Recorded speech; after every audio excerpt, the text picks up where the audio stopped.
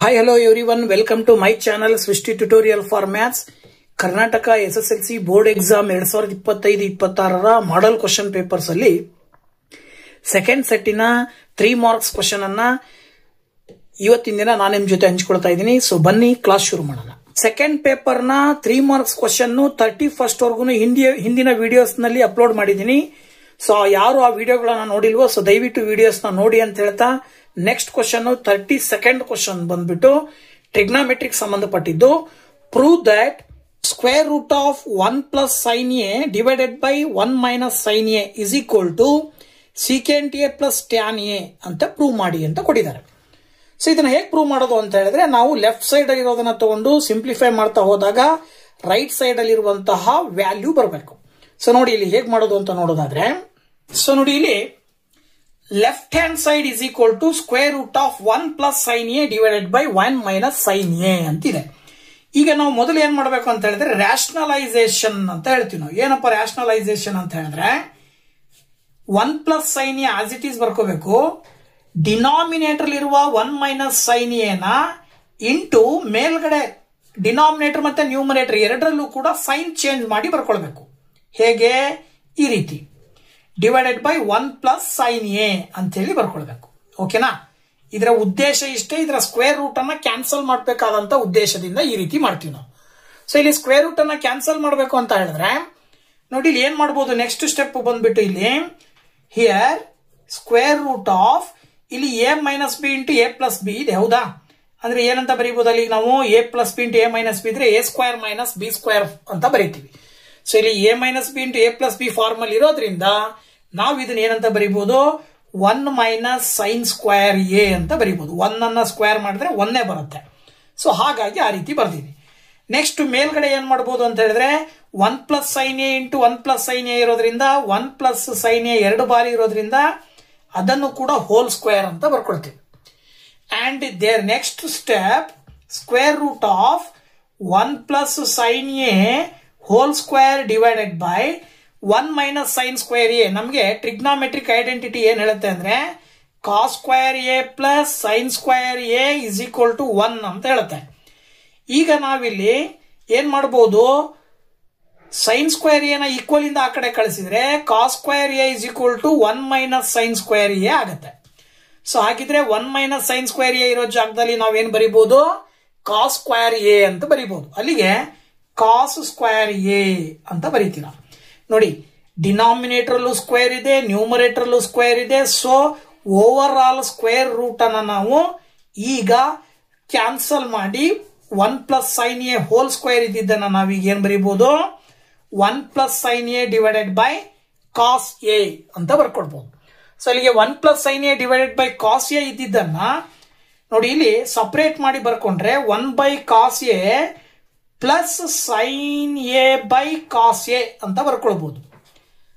ಅಲ್ಲಿ ಏನಾಯ್ತು, 1 by cos ಎನ ನಾವು ಸೀಕೆಂಟ್ ಎ ದ ರೆಸಿಪ್ರೋಕಲ್ ಅಂತ ಹೇಳ್ತೀವಿ. ಹಾಗಾಗಿ 1 ಬೈ ಕಾಸ್ ಎನ ನಾವು ಸೀಕೆಂಟ್ ಎ ಅಂತೇಳಿ ರೀರೈಟ್ ಮಾಡಬಹುದು. As it is sine A by cos ಎನ ನಾವು ಟ್ಯಾನ್ ಎ ಅಂತ ಹೇಳಿ ಕರಿತೀವಿ. ಇದರ ಆಧಾರದ ಮೇಲೆ ಏನ್ ಬಂದಿದೆ ನಿಮಗೆ secant A plus tan A. ನಿಮಗೆ ಕೇಳಿರೋದು ಕೂಡ ಇದನ್ನೇ ಆಗಿರೋದ್ರಿಂದ that is equal to RHS. So that LHS is equal to RHS ಆಗಿರೋದ್ರಿಂದ ನೀವೇನಂತ ಹೇಳ್ಬೋದು, ಹೆನ್ಸ್ ಇಟ್ ಈಸ್ ಪ್ರೂವ್ಡ್ ಅಂತ ಹೇಳಿ ಸುಲಭವಾಗಿ ಹೇಳ್ಬೋದು. ಓಕೆನಾ? ಸೊ ನೆಕ್ಸ್ಟ್ 32 ನಲ್ಲಿ ಇನ್ನೊಂದು ಕ್ವಶನ್ ಆಪ್ಷನ್ ಕೊಟ್ಟಿದ್ದಾರೆ ಆರ್ ಅಂತ ಹೇಳಿ. ಸೊ ಅದರಲ್ಲಿ ಆ ಕ್ವಶನ್ ಅನ್ನು ನೋಡೋದಾದ್ರೆ prove that cosecant A minus sine A into tan A plus cot A is equal to cot A into cosecant A ಅಂತ ಪ್ರೂವ್ ಮಾಡ್ಬೇಕಂತೆ. ಸೊ ಇದನ್ನು ಕೂಡ ಆಸ್ ಇಟ್ ಈಸ್ ನಾವು ಮೇಲ್ಗಡೆ ಅದನ್ನ ಹೇಗೆ ಪ್ರೂವ್ ಮಾಡಿದೀವೋ ಅದೇ ರೀತಿ ಇದನ್ನು ಕೂಡ ನಾವು ಪ್ರೂವ್ ಮಾಡೋದಾದ್ರೆ ಸೊ ನೋಡಿ LHS ಅಂತ ತಗೊಂಡು cosecant A minus sine A into tan A plus cot A ಅಂತ ತಗೊಂಡ್ರೆ ಇಲ್ಲಿ ನಾವೇನ್ ಮಾಡಬಹುದು ಅಂತ ಹೇಳಿದ್ರೆ we know that the reciprocal of cosecant A is 1 by sine A. ಓಕೆನಾ? Minus sine A divided by 1 ಅಂತ ತಗೊಳ್ರಿ. ನೆಕ್ಸ್ಟ್ ಈ ಕಡೆ ಟ್ಯಾನ್ ಎ ಅಂತ ಹೇಳಿದ್ರೆ ನಮಗೆ ಗೊತ್ತು sine A divided by cos A plus cot A ನಾವು cos A divided by sine A ಅಂತ ತಗೊಳ್ತೀವಿ. ಸೊ ಈಗ ಏನ್ ಮಾಡ್ಬೋದು ನೋಡ್ರಿ, ಇಲ್ಲಿ ಸೈನ್ ಎ ಮತ್ತೆ 1ಕ್ಕೆ LCM ತಗೊಂಡ್ರೆ ಸೈನ್ ಎ ಬರುತ್ತೆ, ಮೇಲ್ಗಡೆ 1 ಇಂಟು 1 ಮಾಡಿದ್ರೆ 1 ಬರುತ್ತೆ, minus sine A into sine A ಮಾಡಿದ್ರೆ ಸೈನ್ ಸ್ಕ್ವಯರ್ ಎ ಬರುತ್ತೆ. ಹಾಗೇನೆ ಈ ಕಡೆ cos A into sine A LCM ತಗೊಂಡ್ರೆ cos A into sine A ಮೇಲ್ಗಡೆ ಏನಾಗತ್ತೆ, sine A into sine A ಮಾಡಿದ್ರೆ sine square A plus cos A into cos A ಮಾಡಿದ್ರೆ ಕಾಸ್ ಸ್ಕ್ವಯರ್ ಎ. ಓಕೆನಾ? And then next step 1 minus sine square A, ಹಿಂದಿನ ಲೆಕ್ಕದಲ್ಲಿ ನೋಡಿರುವ ಐಡೆಂಟಿಟಿಯ ಆಧಾರದ ಮೇಲೆ ಕಾಸ್ ಸ್ಕ್ವಯರ್ ಎ ಅಂತ ಬರೀಬಹುದು. ಓಕೆನಾ? Cos square A divided by sine A into ಇಲ್ಲಿ ಕೂಡ ಅಷ್ಟೇ sine square A plus cos square A ಅಂದ್ರೆ ಫಸ್ಟ್ ಐಡೆಂಟಿಟಿ ಹೇಳುತ್ತೆ 1 divided by cos A into sine A. Next step ಇಲ್ಲಿ ಕಾಸ್ ಎ ಒಂದು, ಇಲ್ಲೊಂದು ಕಾಸ್ ಎ ಕ್ಯಾನ್ಸಲ್ ಆಯ್ತು. So ಎರಡೂ ಕಾಸ್ ಎಗಳನ್ನ ಕ್ಯಾನ್ಸಲ್ ಮಾಡಿದ್ರಿ ಅಂತ ಹೇಳಿದ್ರೆ ಇಲ್ಲಿ ಉಳಿದಿರೋದು 1 ಬೈ ಸೈನ್ ಎ ಇಂಟು ಇಲ್ಲಿ ಉಳಿದಿರೋದು ಕೂಡ ಏನೋ, ಇಲ್ಲಿ ಕಾಸ್ ಸ್ಕ್ವೇರ್ ಎ ಇತ್ತಲ್ವಾ, ಒಂದು ಕಾಸ್ ಎ ಉಳಿತು, cos A divided by sine A into sine A ಅಂತ ಬರೀತೀರಾ, ಅಥವಾ 1 ಬೈ ಸೈನ್ ಎ ಅಂತ ತಗೊಳ್ತೀರಾ. ಸೊ ಅಲ್ಲಿಗೆ cos A by sine A ನಾವು ಆಕ್ಚುಲಿ ಏನಂತ ಬರಿತೀವಿ, ಕಾಟ್ ಎ ಅಂತ ಬರಿತೀವಿ. ಹಾಗೇನೆ 1 ಬೈ ಸೈನ್ ಎ ನಾವೇನಂತ ಬರಿತೀವಿ, ರೆಸಿಪ್ರೋಕಲ್ ಕೋಸಿಕೆಂಟ್ ಎ ಅಂತ ಬರಿತೀವಿ. ಸೊ ದಟ್ ಇದು ಅವ್ರು ಕೊಟ್ಟಿರುವಂತಹ ರೈಟ್ ಹ್ಯಾಂಡ್ ಸೈಡ್ಗೆ ಈಕ್ವಲ್ ಆಗಿದೆ. ಸೊ ಅಲ್ಲಿಗೆ ನಮ್ಗೇನ್ ಬಂತು, LHS is equal to RHS ಆಗಿರೋದ್ರಿಂದ ಏನಂತ ಹೇಳ್ತೀರಿ ನೀವು, ಹೆನ್ಸ್ ಇಟ್ ಈಸ್ ಪ್ರೂವ್ಡ್ ಅಂತೇಳಿ ಸುಲಭವಾಗಿ ಹೇಳ್ಬೋದು. ಓಕೆನಾ? 3 ಅಂಕದ ಕೊನೆಯ ಕ್ವಶನ್ ಬಂದ್ಬಿಟ್ಟು, the vertices of triangle ABC are A of 7, 2, B of 9, 10 and C of 1, 4 and E and F are the midpoints of AB and AC respectively. Prove that EF is equal to half into BC using distance formula ಅಂತ ಕೊಟ್ಟಿದ್ದಾರೆ.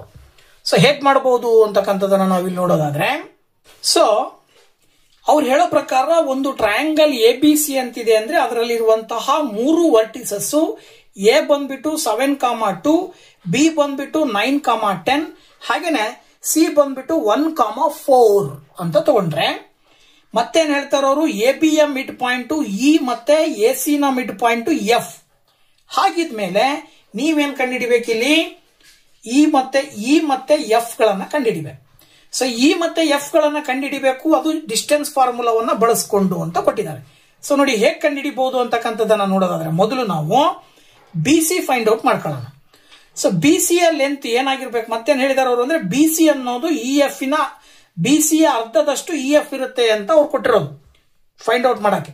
So ಇದ್ರ ಆಧಾರದ ಮೇಲೆ ನಾವು ಇದನ್ನ solve ಮಾಡಬೇಕು ಅಂತ ಹೇಳಿದ್ರೆ, ಫಸ್ಟ್ BC ಫೈಂಡ್ ಔಟ್ ಮಾಡ್ಕೊಂಡ್ರೆ ನೋಡಿ, BC ನ ಫಾರ್ಮುಲಾ ಬಂದ್ಬಿಟ್ಟು ಇದನ್ನ x1 y1 ಅಂತ ತಗೊಳ್ರಿ, ಇದನ್ನ x2 y2 ಅಂತ ತಗೊಳ್ರಿ. Distance formula x2 minus x1 whole square plus y2 minus y1 whole square, complete ಆಗಿ ರೂಟ್ ಬರುತ್ತೆ.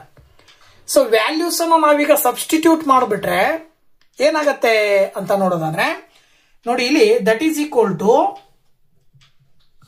ಸ್ಕ್ವೇರ್ ರೂಟ್ ಆಫ್ x2 ಅಂತ ಹೇಳಿದ್ರೆ ಏನು, 1 minus 9 whole square plus 4 minus 10 whole square. ಅಲ್ಲಿಗೆ 1 ಮೈನಸ್ 9 ಮಾಡಿದ್ರೆ 8 ಬರುತ್ತೆ, ಮೈನಸ್ 8, 8 ಅನ್ನ ಸ್ಕ್ವೇರ್ ಮಾಡಿದ್ರೆ 64 ಬರುತ್ತೆ.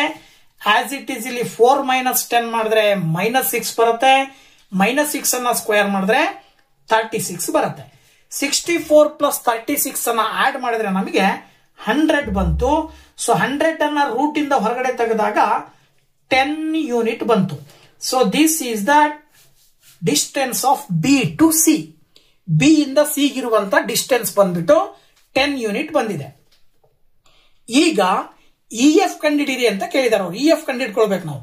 EF ಕಂಡಿಡ್ಕೊಳ್ಬೇಕು ಅಂದ್ರೆ ಈ ಪಾಯಿಂಟ್ ಬೇಕು ಮತ್ತೆ F ನ ಪಾಯಿಂಟ್ ಬೇಕು. E ಮತ್ತೆ F ನ ಪಾಯಿಂಟ್ ಅನ್ನ ಕಂಡಿಡ್ಕೋಬೇಕು ಅಂದ್ರೆ ಅವರೇ ಕೊಟ್ಟಿರೋ ಪ್ರಕಾರ AB ಯ ಮಿಡ್ ಪಾಯಿಂಟ್ E, AC ನ ಮಿಡ್ ಪಾಯಿಂಟ್ F ಅಂತ ಕೊಟ್ಟಿರೋದ್ರಿಂದ ಮಿಡ್ ಪಾಯಿಂಟ್ ಫಾರ್ಮುಲಾ ಹಾಕಿ E ಮತ್ತೆ F ಅನ್ನ ಕಂಡಿಡ್ಕೋಬೇಕು. ಸೊ E ನ ಮಿಡ್ ಪಾಯಿಂಟ್ ಫಾರ್ಮುಲಾ ಹಾಕಿದ್ರೆ x1 plus x2 by 2 y1 plus y2 by 2. E ಅಂತ ಹೇಳಿದ್ರೆ ಎ ನ x1y1 ಬಿ ನ x2y2 ಅಂತ ತಗೊಳ್ಬೇಕು. ಸೊ ಎ ನ x1y1 ಬಿ ನ x2y2 ತಗೊಂಡು ವ್ಯಾಲ್ಯೂ ಸಬ್ಸ್ಟಿಟ್ಯೂಟ್ ಮಾಡಿದ್ರೆ ನೋಡಿ ಇಲ್ಲಿ x1 ಅಂದ್ರೆ 7 ಪ್ಲಸ್ x2 ಅಂತ ಹೇಳಿದ್ರೆ 9 ಡಿವೈಡೆಡ್ ಬೈ 2.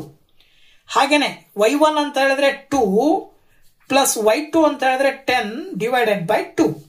ಅಲ್ಲಿಗೆ 7 ಪ್ಲಸ್ 9 ಮಾಡಿದ್ರೆ 16 ಬರುತ್ತೆ ಡಿವೈಡೆಡ್ ಬೈ 2. 10 ಪ್ಲಸ್ 2 ಮಾಡಿದ್ರೆ 12 ಡಿವೈಡೆಡ್ ಬೈ 2. ಸೊ ಇದನ್ನ ಸಿಂಪ್ಲಿಫೈ ಮಾಡಿದ್ರೆ 2 8 ಜಾ ಬರುತ್ತೆ, 2 6 ಜಾ ಬರುತ್ತೆ. ಸೊ ಅಲ್ಲಿಗೆ ಈ ಪಾಯಿಂಟ್ ಬಂದ್ಬಿಟ್ಟು ಎಷ್ಟು ಬಂತು, 8,6 ಬಂತು. ಸೊ ಹಾಗೇನೆ ಎಫ್ ನ ಡಿಸ್ಟೆನ್ಸ್ ಎಫ್ ನ ಪಾಯಿಂಟ್ ಅನ್ನ ಕಂಡುಹಿಡ್ಕೋಬೇಕು ಅಂದ್ರೆ ಇದಕ್ಕೂ ಕೂಡ x1y1 x2y2 ತಗೊಂಡು ಮಿಡ್ ಪಾಯಿಂಟ್ ಫಾರ್ಮುಲಾಗೆ ಅಪ್ಲೈ ಮಾಡಿದ್ರೆ F of X Y is equal to x1 plus x2/2 ಅಂತ ಹೇಳಿದ್ರೆ ನೋಡಿ ಇಲ್ಲಿ x1 ಅಂತ ಹೇಳಿದ್ರೆ 7 plus 1 divided by 2 2 plus 4 divided by 2 ಆಗುತ್ತೆ. ಅಂಡ್ ದೆನ್ 7 ಪ್ಲಸ್ 1 ಅಂದ್ರೆ 8/2, 2 ಪ್ಲಸ್ 4 ಅಂದ್ರೆ 6/2. ಸೊ ಅಲ್ಲಿಗೆ ನೀವು 8/2 ಅನ್ನ ನಾವು 4 ಅಂತ ತಗೊಂತೀವಿ, 6/2 ಅಂತ ಹೇಳಿದ್ರೆ 3.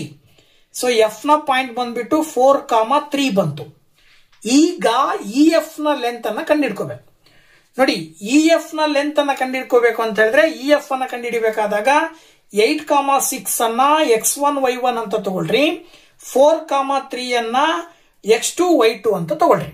ಸೊ ಅಲ್ಲಿಗೆ E F is equal to ಏನಾಗುತ್ತೆ ನೋಡ್ರಿ ಇಲ್ಲಿ square root of x2 minus x1 ಅಂದ್ರೆ 4 minus 8 whole square, y2 minus y1 ಅಂದ್ರೆ 3 minus 6 whole square. So E F is equal to square root of 4 minus 8 ಅಂತ ಹೇಳಿದ್ರೆ minus 4 ಬರುತ್ತೆ, minus 4 ನ square ಮಾಡಿದ್ರೆ 16 ಬರುತ್ತೆ. 3 ಮೈನಸ್ 6 ಅಂದ್ರೆ ಮೈನಸ್ 3 ಬರುತ್ತೆ, ಮೈನಸ್ 3 ನ ಸ್ಕ್ವೇರ್ ಮಾಡಿದ್ರೆ 9 ಬರುತ್ತೆ. ಅಲ್ಲಿಗೆ E F is equal to 16 plus 9 ಮಾಡಿದ್ರೆ 25 ಬರುತ್ತೆ. ಸೊ ಅಲ್ಲಿಗೆ E F is equal to 25 ಅನ್ನ ರೂಟ್ ಇಂದ ಹೊರಗಡೆ ತಗೊಂಡ್ಬಂದ್ರೆ 5 ಯೂನಿಟ್ ಆಯ್ತು. ಓಕೆ, ಸೊ ಈಗ ನೀವು ಅಬ್ಸರ್ವ್ ಮಾಡ್ರಿ ಬಿ ಸಿ ಮತ್ತೆ ಇ ಎಫ್ ಅನ್ನ ಏನ್ ಬರ್ತಾ ಇದೆ, ಇ ಎಫ್ ಅನ್ನೋದು ಏನಾಗಿದೆ half of the B C ಆಗಿದೆ. ಹೌದಾ ಇಲ್ಲ? ಸೊ ನೋಡಿ ಬಿ ಸಿ 10 ಯೂನಿಟ್ ಇದೆ, ಇ ಎಫ್ 5 ಯೂನಿಟ್ ಇದೆ. ಸೊ ಅಂದ್ರೆ ಇಲ್ಲಿಗೆ ಬಿ ಸಿ ಅರ್ಧ ಇ ವಿ ಎಫ್ ಇದೆ ಅನ್ನೋದನ್ನ ನಾವು ಪ್ರೂವ್ ಮಾಡಿದಾಗ ಆಯ್ತು. So that E F is half of the B C ಅಂತ ಹೇಳಿ ನೀವು ಕೊನೆಯದಾಗಿ ಆನ್ಸರ್ ನ ಬರೀಬೇಕಾಗತ್ತೆ. ಓಕೆನಾ? ಓಕೆ, ಇದೇ ಪೇಪರ್ 2 ನ ಫೋರ್ತ್ ಮಾರ್ಕ್ಸಿನ ಕ್ವಶನ್ಸ್ ಅನ್ನ 4 ಬರ್ತಾವಲ್ವಾ. ಸೊ 4 ಅಂಕದ ಕ್ವಶನ್ಸ್ ನಲ್ಲಿ ಮೊದಲನೇ ಕ್ವಶನ್ ಅನ್ನ ಇಲ್ಲಿ ನೋಡೋದಾದ್ರೆ 34ನೇ ಕ್ವಶನ್ ಹೇಳುತ್ತೆ, solve the given pair of linear equations by graphical method ಅಂತ ಕೊಟ್ಟಿದ್ದಾರೆ. ನೋಡಿ 2x plus Y is equal to 8, x minus Y is equal to 1 ಅಂತ ಕೊಟ್ಟಿದ್ದಾರೆ. ಸೊ ಇದನ್ನ ಸಾಲ್ವ್ ಮಾಡ್ರಿ ಅಂತ ಹೇಳಿ.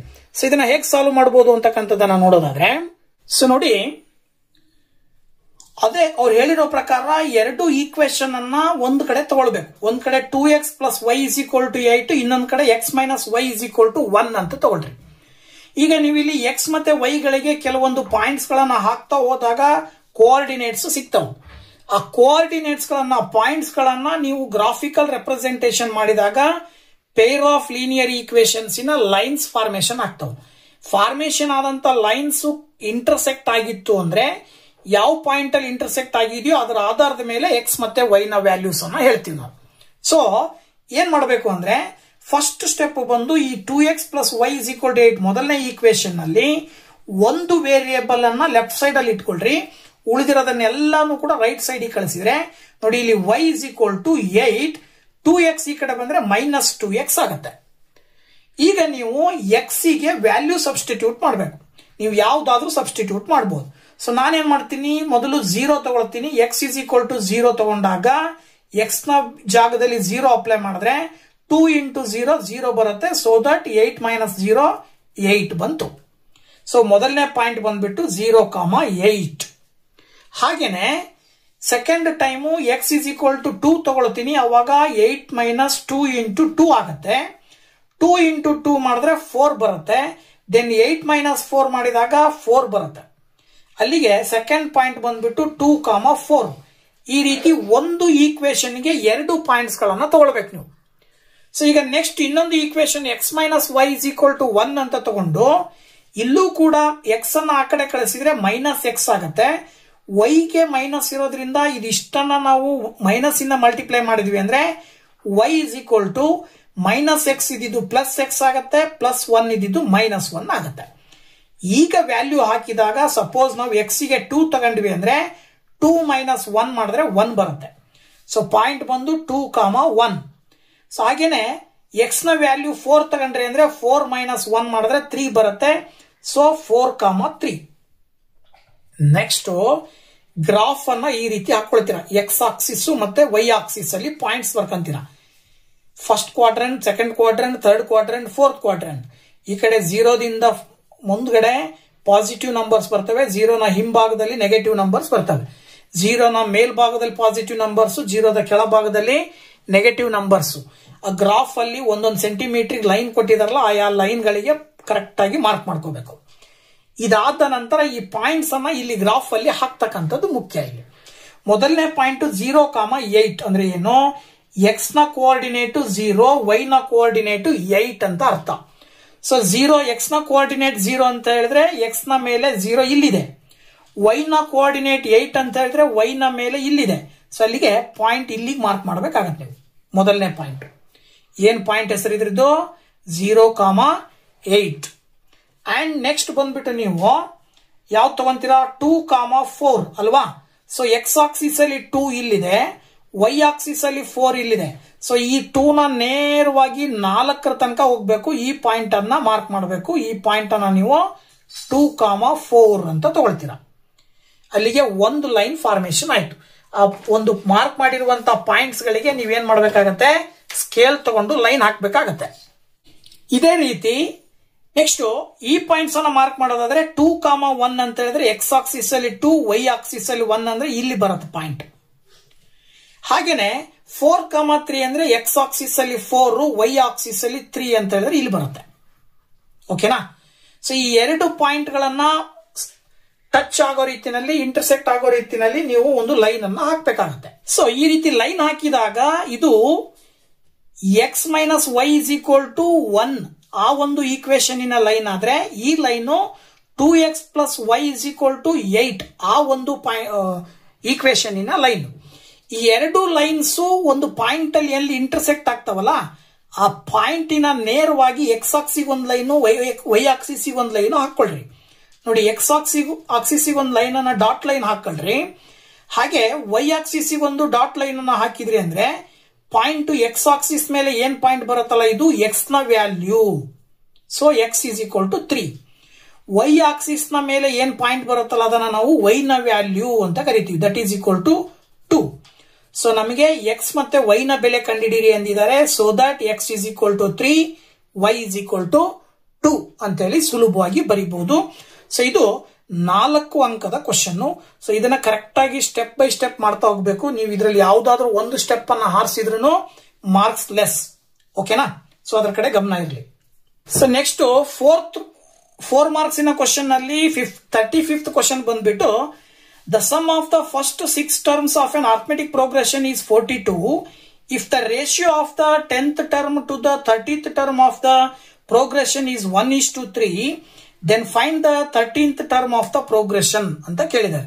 ಸಿಂಪಲ್, ಮೊದಲ 6 ಟರ್ಮ್ಸ್ ನ ಮೊತ್ತ ಬಂದ್ಬಿಟ್ಟು 42. ಹಾಗೇನೆ A10 ಮತ್ತೆ A30 ಈ ಎರಡು ಟರ್ಮ್ಸ್ ರೇಷಿಯೋ ಬಂದು 1:3 ಆದ್ರೆ ನೀವು 13ನೇ ಟರ್ಮ್ ಅನ್ನ ಕಂಡಿಡಿರಿ ಅಂತ ಕೇಳಿದ್ದಾರೆ. ಓಕೆನಾ?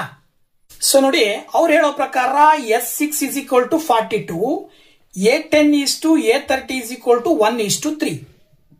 ಅಲ್ಲಿಗೆ ನಮಗೆ ಗೊತ್ತಿರುವ SN ಫಾರ್ಮುಲಾದ ಪ್ರಕಾರ n/2 into 2a plus n minus 1 into d is equal to 42 ಅಂತ ತಗೊಂಡ್ರೆ, n ಅಂತ ಹೇಳಿದ್ರೆ ಏನಿಲ್ಲಿ 6 divided by 2 into 2a plus 6 minus 1 into d is equal to 42 ಅಂತ ತಗೊಳ್ಬಹುದು. ಈಗ 2ರಿಂದ 6 ಭಾಗಾಕಾರ ಮಾಡಿದ್ರೆ 3 ಬರುತ್ತೆ, ಇಂಟು 2a plus 6 minus 1 ಮಾಡಿದ್ರೆ 5d ಬರುತ್ತೆ. That is equal to 42. ಅಥವಾ ನೀವು 3 ಈಕ್ವಲ್ ಇಂದ ಆ ಕಡೆ ಕಳಿಸಿದ್ರೆ 2a plus 5d is equal to 3ರಿಂದ ಡೈರೆಕ್ಟ್ ಆಗಿ ಇಲ್ಲಿ ಹೊಡೆದ್ ಬಿಡ್ಬೋದು ನೀವು. ನೋಡಿ ಇಲ್ಲಿ 3 ಒಂದ್ಲೆ 3, 3 ನಾಲ್ಕಲೆ 12. ಸೊ ಇದನ್ನ ಈಕ್ವೇಶನ್ ನಂಬರ್ 1 ಅಂತ ತಗೊಳ್ರಿ. ನೆಕ್ಸ್ಟ್ ರಿಲೇಷನ್ ಕೊಟ್ಟಿದ್ದಾರೆ A10 A30 = 1:3. ಇದನ್ನ ಫ್ರಾಕ್ಷನ್ ರೂಪದಲ್ಲಿ ಬರ್ಕೊಂಡಾಗ A10/A30 = 1/3 ಬರುತ್ತೆ. ಈಗ A10 ಅಂತ ಹೇಳಿದ್ರೆ ಇನ್ ಜನರಲಿ ನಾವು A+9D ಅಂತ ಹೇಳ್ತೀವಿ. A30 ಅಂತ ಹೇಳಿದ್ರೆ A+29D ಅಂತ ಹೇಳ್ತೀವಿ. That is equal to 1/3. ಇದನ್ನ ನೀವು ಕ್ರಾಸ್ ಮಲ್ಟಿಪ್ಲಿಕೇಶನ್ ಮಾಡಿದಾಗ ನೋಡಿ ಇಲ್ಲಿ 3 ಇಂದ ಇದನ್ನ ಮಲ್ಟಿಪ್ಲೈ ಮಾಡಿದ್ರೆ 3A + 27D = A+29D ಆಗುತ್ತೆ. ಇವುಗಳನ್ನೆಲ್ಲವನ್ನೂ ಕೂಡ ರೈಟ್ ಸೈಡ್ ಅಲ್ಲಿ ಇರೋ ಟರ್ಮ್ಸ್ ಅನ್ನ ಲೆಫ್ಟ್ ಸೈಡ್ ತಗೊಂಡು ಬಂದ್ರೆ 3A - A plus 27D - 29D that is equal to 0 ಆಗುತ್ತೆ ಅಲ್ವಾ. ಸೊ ಈಗ ನೀವೇನ್ ಮಾಡ್ಬೋದು ನೋಡಿ ಇಲ್ಲಿ 3A - A ಅಂತ ಹೇಳಿದ್ರೆ 2A ಪ್ಲಸ್ 27 - 29 ಅಂತ ಹೇಳಿದ್ರೆ ಏನ್ ಮಾಡ್ಬೋದು -2D ಬರುತ್ತೆ. That is equal to 0. ಅಥವಾ ಈ 2D ನ ಈಕ್ವಲ್ ಇಂದ ಆ ಕಡೆ ಕಳಿಸಿದ್ರೆ 2A = 2D ಆಗುತ್ತೆ. ಸೊ ಇಲ್ಲಿ 2 ಕ್ಯಾನ್ಸಲ್ ಮಾಡಿದ್ರೆ A = D. A ನ ವ್ಯಾಲ್ಯೂ ಮತ್ತೆ D ನ ವ್ಯಾಲ್ಯೂ ಸೇಮ್ ಇರುತ್ತೆ. ಸೊ ಹಾಗಾಗಿ A ನ ವ್ಯಾಲ್ಯೂ ಅನ್ನ ಈಕ್ವೇಶನ್ 1ಕ್ಕೆ ನೀವು ಸಬ್ಸ್ಟಿಟ್ಯೂಟ್ ಮಾಡಿದ್ರೆ ನೋಡಿ ಇಲ್ಲಿ 2A + 5D = 14. Then 2A + 5 × A = 14 ಅಂತ ತಗೊಳ್ತೀನಿ ನಾನು. D ಅಂತ ಹೇಳಿದ್ರೆ ನಮಗೆ ಇಲ್ಲಿ ಈಕ್ವಲ್ ಟು A ಅಂತ ಬಂದಿರೋದ್ರಿಂದ. ಸೊ 2A + 5A ಮಾಡಿದ್ರೆ 7A ಬರುತ್ತೆ. That is equal to 14. Then 7 1s 7 2s ಮಾಡಿದ್ರೆ A = 2. ಇದರ ಆಧಾರದ ಮೇಲೆ D is also equal to 2 ಅಲ್ವಾ. A ಮತ್ತೆ D ಎರಡು ಸೇಮ್ ಇರೋದ್ರಿಂದ A ಮತ್ತೆ D ಎರಡು 2 ಬರುತ್ತೆ ಅಂತೇಳಿ. ಸೊ ಈಗ ನಿಮಗೆ ಕೇಳಿರೋದೇನು, ನೆಕ್ಸ್ಟ್ ನಿಮಗೆ ಕೇಳಿರ್ತಕ್ಕಂಥದ್ದು ಏನಪ್ಪಾ ಅಂತ ಹೇಳಿದ್ರೆ ಫೈಂಡ್ ದ 13th ಟರ್ಮ್ ಅಂತ ಕೊಟ್ಟಿದ್ದಾರೆ ಅವರು. ಸೊ ಅಂದ್ರೆ A13 ಕಂಡಿಡಿರಿ ಅಂತ ಹೇಳಿ. ಸೊ A13 ಅಂತ ಹೇಳಿದ್ರೆ ಏನು A+12D ಅಂತ ಹೇಳ್ತೀವಿ.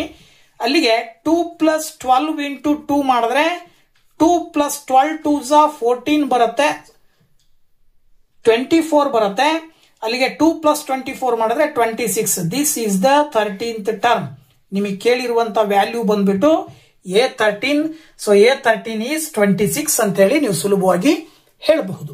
ಸೊ ಆರ್ಥಮೆಟಿಕ್ ಪ್ರೋಗ್ರೆಷನ್ ಕೊನೆ ಇನ್ನೊಂದು ಕ್ವಶನ್, ಮತ್ತೊಂದು ಆಪ್ಷನ್ ಕೊಟ್ಟಿರ್ತಕ್ಕಂಥ 2ನೇ ಕ್ವಶನ್ ಅನ್ನ ನೋಡೋದಾದ್ರೆ in an arithmetic progression the sum of 4th term and 8th terms is 24 and sum of 6th term and 10th terms is 44. Then the arithmetic progression and also find the 25th term of the progression ಅಂತ ಕೇಳಿದ್ದಾರೆ. ಅವ್ರು ಹೇಳೋ ಪ್ರಕಾರ 4 ಮತ್ತು 8ನೇ terms ನ ಕೂಡಿದ್ರೆ 24 ಬರುತ್ತೆ. 6 ಮತ್ತು 10ನೇ terms ಅನ್ನ ಕೂಡಿದ್ರೆ 44 ಬರುತ್ತೆ. ಹಾಗಿದ್ಮೇಲೆ ಆರ್ಥಮೆಟಿಕ್ ಪ್ರೋಗ್ರೆಷನ್ ಕಂಡಿಡೀರಿ, ಜೊತೆಗೆ 25ನೇ ಟರ್ಮ್ ಅನ್ನ ಕಂಡಿಡೀರಿ ಅಂತ ಕೇಳಿದ್ದಾರೆ. ಓಕೆನಾ. ಸೊ ನೋಡಿ ಇಲ್ಲಿ ಅವ್ರು ಹೇಳೋ ಪ್ರಕಾರ A4 + A8 = 24. A4 ನ general term A+3D plus A8 ನ ಜನರಲ್ ಟರ್ಮು A+7D = 24. ಸೊ ಅಲ್ಲಿಗೆ A + A 2A plus 3 + 7 10D = 24 ಬರುತ್ತೆ. ಸಪೋಸ್ ನೀವು ಇದನ್ನ ಡಿವೈಡೆಡ್ ಬೈ 2 ಮಾಡಿದ್ರಿ ಅಂದ್ರೆ A + 5D = 12. ಸೊ ಇದನ್ನ ನಾವು ಈಕ್ವೇಶನ್ ನಂಬರ್ 1 ಅಂತ ತಗೊಳ್ಳೋಣ. ನೆಕ್ಸ್ಟ್ ಬಂದ್ಬಿಟ್ಟು A6 + A10 = 44 ಅಂತ ಕೊಟ್ಟಿದ್ದಾರೆ. ಅದ್ರ ಪ್ರಕಾರ A6 ನ general term A+5D plus A+9D A10 ನ term that is equal to 44. As it is ಇಲ್ಲೂ ಕೂಡ A + A 2A ಪ್ಲಸ್ 9 + 5 ಅಂತ ಹೇಳಿದ್ರೆ 14D = 44. ಸೊ ಇದನ್ನು ಕೂಡ ಡಿವೈಡೆಡ್ ಬೈ 2 ಮಾಡಿದ್ರಿ ಅಂತ ಹೇಳಿದ್ರೆ ನೀವು ಏನಾಗುತ್ತೆ A + 7D = 22 ಬರುತ್ತೆ. So this is the equation number 2 ಅಂತ ತಗೊಳ್ರಿ. ಸೊ ಇವೆರಡನ್ನ ಸಬ್ಟ್ರಾಕ್ಟ್ ಮಾಡಿದಾಗ ಇಲ್ಲಿ 2ರಿಂದ 1ನೇ ಟರ್ಮ್ ಅನ್ನ 1ನೇ ಈಕ್ವೇಶನ್ ಅನ್ನ ಸಬ್ಟ್ರಾಕ್ಟ್ ಮಾಡಿದ್ರೆ ನೋಡಿ A + 7D = 22, A + 5D = 12. Subtract ಮಾಡಿದಾಗ ಕೆಳಗಡೆ ಇರುವಂತ ಈಕ್ವೇಶನ್ ಇನ್ನ ಟರ್ಮ್ ಸೈನ್ ಎಲ್ಲ ಚೇಂಜ್ ಆಗ್ತಾವೆ.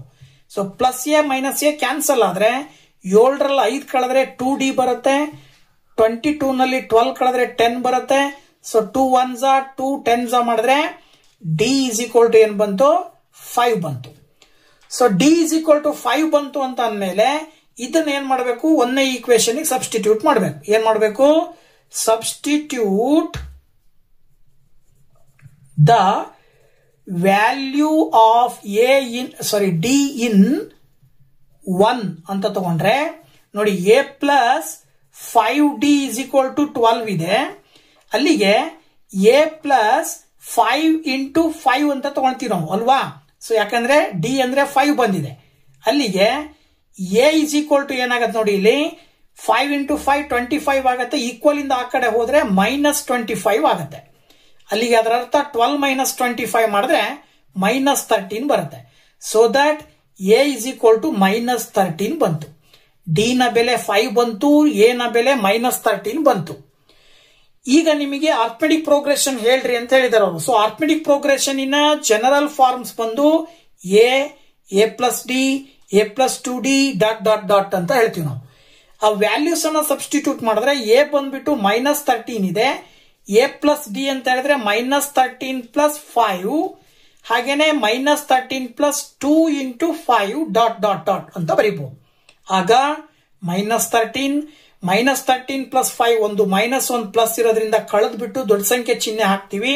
ಅಲ್ಲಿಗೆ -8 ಬರುತ್ತೆ, ಇಲ್ಲಿ -3 ಬರುತ್ತೆ dot dot dot. This is the arithmetic progression. ಇದ್ರ ಜೊತೆಗೆ ಮತ್ತೇನ್ ಕೇಳಿದಾರೆ ಅವರು, ಫೈಂಡ್ 25th ಟರ್ಮ್ ಅಂತ ಕೇಳಿದ್ದಾರೆ. ಸೊ 25th ಟರ್ಮ್ ಅಂತ ಹೇಳಿದ್ರೆ ಎ ಪ್ಲಸ್ 24d ಅಂತ ಹೇಳ್ತೀವಿ. ಸೊ ವ್ಯಾಲ್ಯೂ ಸಬ್ಸ್ಟಿಟ್ಯೂಟ್ ಮಾಡಿದ್ರೆ -13 ಪ್ಲಸ್ 24 ಇಂಟು 5 ಆಗತ್ತೆ.